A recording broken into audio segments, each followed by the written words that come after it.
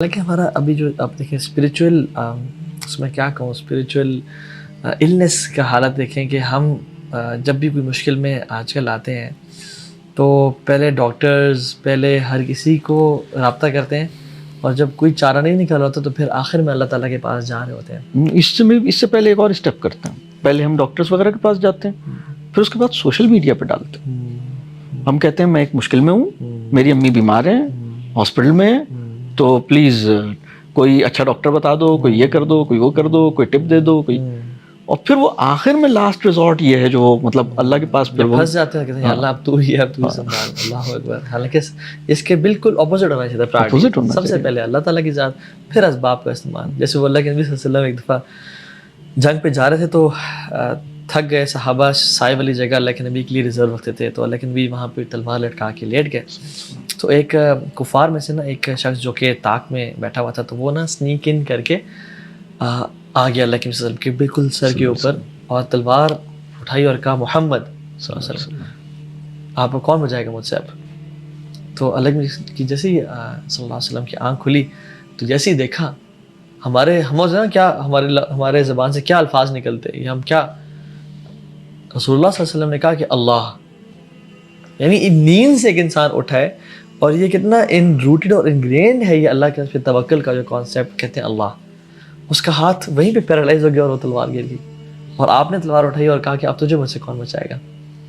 تو انہوں نے کہا کہ آپ بڑے رحم کرنے والے ہیں تو مجھے اگر معاف کر دیں آپ. تو اللہ نے کہا کہ تم اسلام قبول کرتے ہو, لیکن اسلام تو میں قبول نہیں کرتا, لیکن آپ سے یہ وعدہ میں لازمی کرتا ہوں کہ میں آج کے بعد مسلمانوں سے لڑوں گا کبھی نہیں. تو آپ نے کہا ٹھیک ہے چلے جاؤ تم آزاد ہو. یعنی اللہ کے نبی صلی اللہ علیہ وسلم کا جو رول ماڈل ہے ہمارے لیے کہ نیند سے اٹھتے ہی اگر کوئی سامنے ایک قاتل کھڑا ہوا ہے تو اللہ کا ذہن میں آئے, نہ کہ یہ کیا ہو گیا اور یہ جو ہے نا. تو بات بالکل ٹھیک ہے. اچھا, یہ جو جس دور میں آج کل ہم رہ رہے ہیں 21st سینچری میں, میں سمجھتا ہوں کہ یہ بہت زیادہ this is the age of anxiety and depression. Youth کے بہت سارے کویشچنز آتے ہیں کہ بے سکونی ہے, بے چینی ہے, خوشی نہیں ہے کسی بھی طرح کی, اور اطمینان نہیں ہے, شرح صدری نہیں ہے بہت زیادہ. حالانکہ جتنا دا آئرنی از سلمان بھائی کہ جتنی زیادہ لگژریز بڑھ گئی ہیں تو لائف سٹائل اور سکون اور چین اتنا بڑھ جانا چاہیے تھا. میں تو سمجھتا ہوں کہ آنیسٹلی جتنی لگژریز آج کل ایک عام انسان کے پاس ہے نا, ایک مڈل کلاس فیملی کے پاس, اتنی اس زمانے کے بادشاہوں کے پاس میں نہیں تھی کہ ٹھک کرے کسی کو ریچ کر لینا, ٹھک کر کے یہاں سے وہاں پہنچ جانا فلائٹ کر کے, اور جس طرح کی یعنی اتنے کمفرٹیبل صوفاز اور اتنا کمفرٹیبلٹی, لائٹس رات کا لائٹس کا ہونا ہے, ون کلک سے ایک ٹیپ گرم پانی کا پانی آ جانا, اتنی لگژریز فرعون کو بھی نہیں تھی اور یہ بادشاہوں کو بھی نہیں تھی. یعنی جتنے رینج آف کیوزین یا وہ جو فوڈ آپ کو فوڈ پانڈا سے دے رہا ہے وہ بادشاہ فرعون کے پاس میرا خیال ہے اتنے کوک نہیں ہوں گے. نہیں کوک ہوں گے, نہ اتنا جو ہے بوفے کی فیسلٹی ہوگی. یہ ہم سلیکٹ کر سکتے ہیں کہ اچھا پیزا نہیں, برگر نہیں, یعنی سبحان اللہ سو مچ آپشنز وی ہیو. لیکن اتنا ہی زیادہ اپوزٹ ہوا کہ لوگ بے سکونی, بے چینی, خوش نہیں ہیں, اطمینان کی بہت کمی ہے, ڈپریشن انزائٹی میں ہے اور سارا. تو اس کی کیا وجہ ہے اور کیا سولوشن ہے جو آپ پریزنٹ کریں؟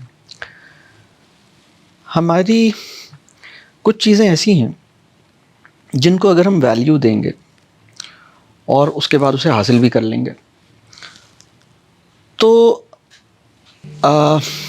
پوزیشن تو چیزوں کی بڑھ جائے گی بہت, ہمارے یہ بھی آ گیا وہ بھی آ گیا, ایسیٹس وغیرہ بڑھ گئے, لیکن اندر سے پریشانی بڑھے گی اور یہ مسائل پیدا ہوں گے. لیکن کچھ چیزیں ایسی ہیں جن کو اگر ہم حاصل کرتے ہیں تو پھر یہ مسئلہ نہیں ہوتا. مطلب اس میں جو سمجھنے کی ہے, ہماری جو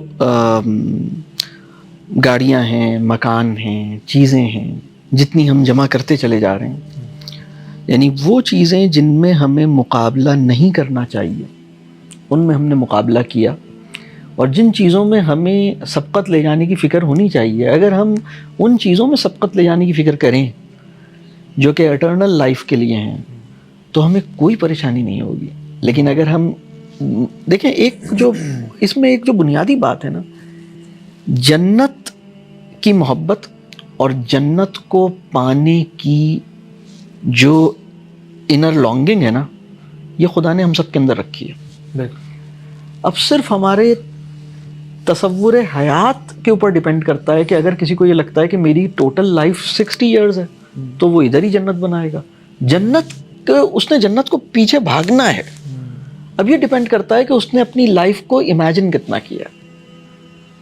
اگر یہی لائف ہے تو جنت ادھر چاہیے, اور اگر آپ کو پتہ لگتا ہے کہ نہیں یہ تو اسٹاپ اوور ہے. دیکھیں, اگر ہم میں سے کسی کو یہ گمان ہو جائے, ہم فرض کیجئے کہیں ٹریول کر رہے ہوں, چاہے ٹرین سے جا رہے ہوں چاہے جہاز سے جا رہے ہوں, اور آپ کو دبئی کے اوپر اسٹاپ اوور ہے, یا آپ کہیں ٹرین سے جا رہے ہیں اور لاہور اسٹیشن پہ آپ کو تھوڑی دیر کے لیے یا کوئی کسی اسٹیشن پہ رکنا ہے.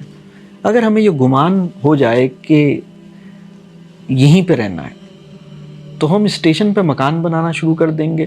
ہم نے اسٹیشن پر رہنے کے وہ انتظام کرنے کی کوشش کی ہے جو منزل پہ رہنے کے لیے درکار تھے. سبحان اللہ. تو ہوا یہ ہے کہ جنت کی جو خواہش ہے نا وہ تو سب کے اندر ہے. اللہ کو نہ ماننے والے کے دل میں بھی جنت کی خواہش ہے. اس کو جو جنت اس کا بس فرق صرف یہ ہے کہ اس کا تصور جنت اور اس کا تصور حیات. اسلام کیا کرتا ہے کہ آپ کے تصور حیات کو بڑا کر دیتا ہے, آپ کے تصور جنت کو بڑا کر دیتا ہے. ٹھیک ہے.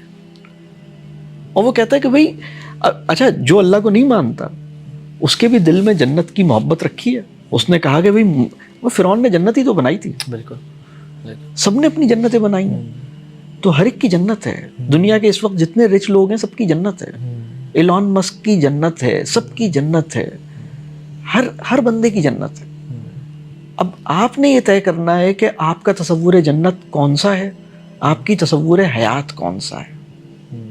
یعنی کچھ لوگ یعنی اگر ہمیں یہ سمجھ میں آ جائے, مطلب اگر کہیں ہم باہر جا رہے ہوتے ہیں تو وہ امیگریشن کا ایک پورا وہ کاؤنٹر ہوتا ہے نا, وہ پاسپورٹ کنٹرول اور وہ سارا وہ ایک لائن لگی ہوتی ہے. تو اگر ہمیں یہ سمجھ آ جائے کہ یہ جو لائف ہے یہ وہ پیریڈ ہے, اور اصل لائف وہ پوسٹ امیگریشن, یا وہ جب ہمارے پاسپورٹ پہ ٹھپا لگ جاتا ہے نا, اچھا جائیں اب آپ انٹر ہو جائیں, اس کے بعد اصل لائف شروع ہوتی ہے. ہمارے 3 بچے ہوں اور آپ نے دیکھا کہ میرا ایک بچہ جو ہے نا, وہ میرے تینوں بچے جمعے کی نماز میں میرے ساتھ گئے تھے. ایک بچے کو جمعے کی نماز میں نا وہاں جگہ ملی جہاں دھوپ بہت تھی. 2 بچے میرے ساتھ اندر سائے میں تھے. ہم نہ رحمان ہیں نہ رحیم ہیں نہ العادل ہیں. ہم واپس آ رہے ہوتے ہیں, ہم کہتے ہیں یار اس بچے کو دھوپ میں اس کو بڑا, تو آپ کمپنسیٹ کرتے ہیں, آپ اپنی کچھ نہ کچھ کر رہے ہوتے ہیں. آپ کہتے ہیں یار چلو آپ نے اس کی کچھ دل سے دعا دی, آپ نے کہا یار تمہیں ماشاء, اور اس کو کوئی کمپلین بھی نہیں ہے نا بچے کو. وہ کہہ رہے ہیں, آپ نے کہا بیٹا کوئی مشکل تو نہیں کوئی مشکل نہیں ہوئی. آپ نے دل میں سوچا ہے دھوپ میں اس کو جگہ ملی تھی, نماز بھی اس نے پڑھی ہے, لیکن اس کو کوئی مسئلہ نہیں ہے, تو آپ دل میں خوش ہو رہے ہیں. You try to compensate.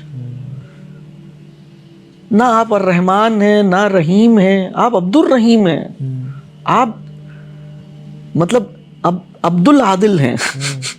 العادل الرحمن الرحیم کیوں کمپنسیٹ نہیں کرے گا؟